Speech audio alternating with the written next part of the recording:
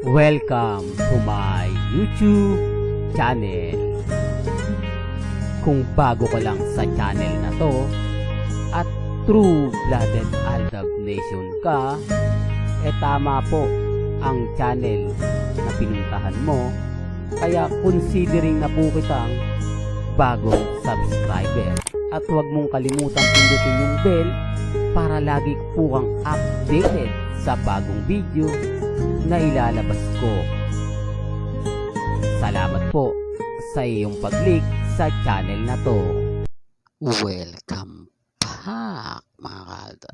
Ito na naman po ang inyong lingkod, si Mr. Destiny. At syempre panibagong video, panibagong update na naman po tayo. Kaya nga po ako mga kaldap masipag maghanap ng ebidensya at resibo na magpapatotoo nga po at kung ano nga po ba talaga ang totoong mga kaganapan ngayon kay Alden Richards. Sabi ko nga po sa inyo, kung update lang naman po pag-uusapan, 101% tayo dyan. Kaya nga po alam natin ang mga nangyayari at galawan nga po ni na Alden Richards at ni Maine Polkerson. Taliwas po sa sinasabi nila. Taliwas po sa mga nagsasabing hindi ako updated. Pero okay lang. Kumbaga hindi ko naman po yan pinapansin.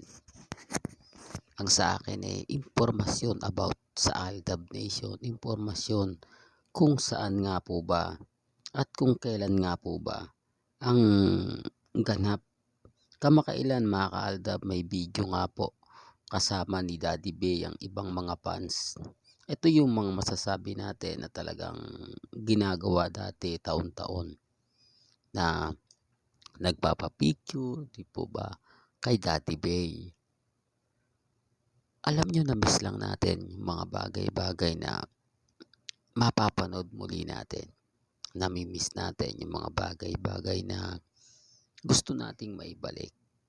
Kahit anong komento po nila, tama naman po tayo, hindi po ba? Na yung mga ilang sinasabi at pahayag po ng iilang kritiko ni Mr. Destiny na sinasabing fake news daw tayo, wala daw katotohanan, wala naman pong problema yun Kasi once na dumating nga po, once na gumawa nga po ng project si Alden Richards at si Mengay, sa under po ng kanyang management, abay pasok sa banga. Magkakaroon lang naman po ng collaboration sa pagitan lang po ng Eat Bulaga at si Alden. Siyempre hindi makikisawsaw dyan ang GMA Kapuso. Hindi na magko-collab yan. Tanging ang magko-collab lang po si Mengay at si Alden Richards. Yan ang kinakatakot nila. Yan ang isa sa pinipigilan din pong mangyari ng GMA. Aminin man po nila o hindi, humahad lang nga po talaga ang GMA Kapuso na bumalik si Alden Richards sa GMA. Yan ay base sa mga nakakalap kong impormasyon. Base sa mga malalapit po kay Alden Richards na ayaw po talaga ng GMA Kapuso na bumalik si Alden Richards sa Eat Bulaga. Pero na kay Alden Richards pa rin ang desisyon. Alam nyo sa totoo lang po, bakit nga po ba pinipigilan ng GMA?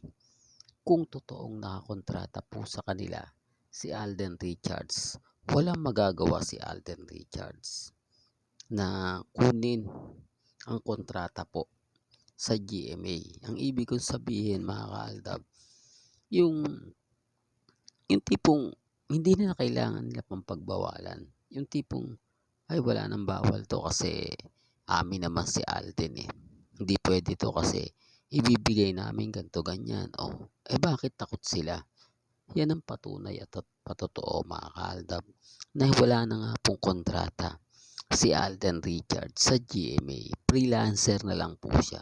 Paulit-ulit ko itong sinasabi at ang ebidensya at resibo ko, itong mga video na to, nagagawa ni Alden pumunta ng Cavite. Nagagawa ni Alden lahat ang gusto niyang gawin. Taliwas sa nakaraan.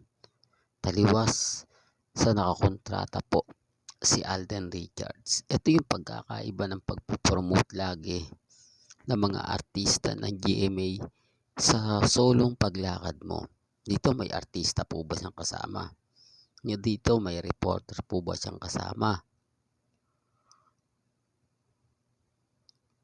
Patungkol po sa GMA Kapuso, nire-remind ko lang po at paulit-ulit kong sinasabi.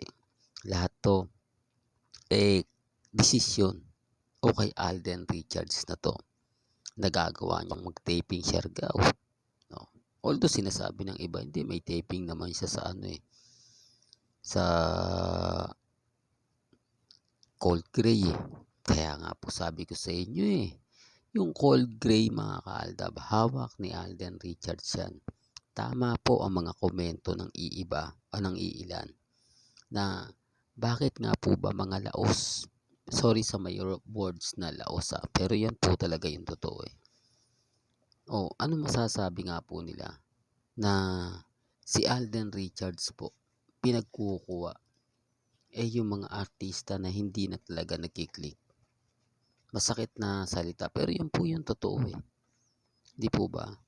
Ano masasabi niya, bakit nga po raw niya kinuha sina Joros Gamboa, bakit daw po niya kinuha sina Christopher Martin, gayong wala naman po daw itong hindi pong natudulot na hatak sa mga fans, hatak sa mga nagmamahal. Ang ibig kong sabihin mga kaaldab, matagal nang nahinto sa showbiz. Yung tipong wala kang ine-expect o wala kang inaasahan na makakakuha ka ng simpatya. Hindi, totoo to mga kaaldab. Kasi nga po yung sinasabi ko yung hatak mo yung dagdag hatak o ilan ang followers ni Joros. Sa tingin nyo marami pa bang fans ni Christopher Martin at yung ilang mga artista na malalapit kay Alden bukod sa dalawa na sinalang po sa Cold Gray. Kaya nga po yung iba, maraming mga bata daw po na artista galing sa ABS-CBN na kinuha ng GMA Kapuso, Sandamakmak yan. Napapanood daw yan minsan pag nagla-live ang Sparkle Artist Center, nire-recommenda yung mga artista nila, pinopromote yung mga artista nila. Bakit hindi daw po yun ang kinuha ni Alden Richards? Una nga daw po sa lahat, malakas ang hatak sa mga fans. Pangalawa, mga bata pa. Pangatlo, mga sikat na sikat daw po yun sa ABS-CBN noong mga panahong kasagsagan daw po ng kanilang kasikatan. Ang ibig kong sabihin, kilala na. Marami ng followers, marami ng sumusuporta, marami na raw po nagmamahal. Bakit mas pinili ni Alden? Ito ang tanong. At ang GMA Kapuso, bakit pumayag? Bakit pinayagan nila na yan ang pagkukunin ni Alden Richards? Sa madaling salita, masakit na salita na naman to mga kaaldab. Ano maiaambag nila? Anong idadagdag nilang views? Common sense na lang, baka sabihin, magaling na artista. Kung magaling na artista po si Joros Gamboa, di sana hindi siya natanggal sa ABS-CBN. Kung magaling na artista po si Christopher Martin, di sana po tuloy-tuloy ang project niya sa GMA Kapuso. Simpleng update lang po mga kaaldab, no? Sa palagay nyo, yan ang sinasabi ko. Yan yung pinapaliwanag ko. Pero syempre wala naman pong pilitan. At hindi naman po tayo namimilit. Sabi ko nga po sa inyo, pag nandito po kayo sa channel ni Mr. Destiny, 101% updated po kayo. Pabor man o hindi yung komento, pabor man o hindi yung video, ibabato ko po sa inyo. Yun naman po yung kagandahan niya po Hindi po ba? Real talk mga kaaldab. Kaya relax lang po kayo. Maging matatag at maging kampante. Hanggang dito na lang po. ang ating latest updates. Kaya kung gusto nyo pa po ng pinaka-latest at sariwang update, abay tumutok lang po kayo dito po sa channel ni Mr. Destiny para updated kayo sa mga bago at sa mga latest na i-upload po natin maya-maya lang. Kaya kung bago ka lang sa channel na to at isa kang true-blooded Aldab Nation na nagmamahal kina Mengay at Tisoy, tama po ang channel na pinuntahan mo. Kaya consider na po kitang bagong subscriber at huwag mong kalimutang i-share ang mga video po natin sa mga mamis, sa mga titas at sa mga senyor. Hanggang sa muli, salamat po sa panonood at pakikinig.